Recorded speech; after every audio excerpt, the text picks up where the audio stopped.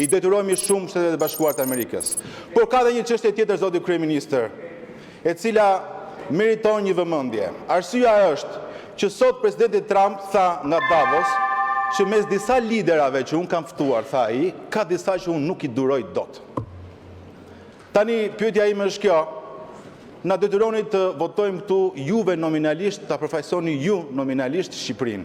Nëse presidenti Trump thotë që unë nuk kërkoj kryeministrin të vi në mbledhjet e organizatës, si do ja bëjmë, zoti kryeministër? Që mos shqetësoheni, sepse kuptoj që jeni shumë shqetësuar pse unë nuk jam atje, se mezi prisni që unë të më shikonit atje.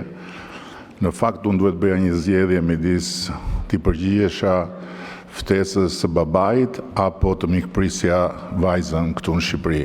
Edhe zgjodha vajzën.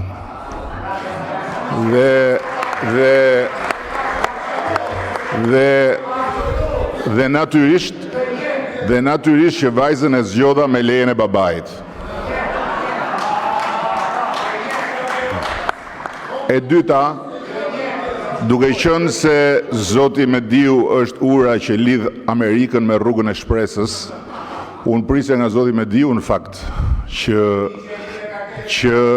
të hidhte poshtë pretendimin e Britanisë dhe të mbante anën e Amerikës, po s'ka problem se nuk shohim ne asnjë arsye për të parë divergjenca të tilla, kështu që zoti Mediu rini I qetë, analizat I kanë bërë ata që na kanë ftuar dhe ne nuk na ardh akoma koha të analizojmë ata që na ftojnë.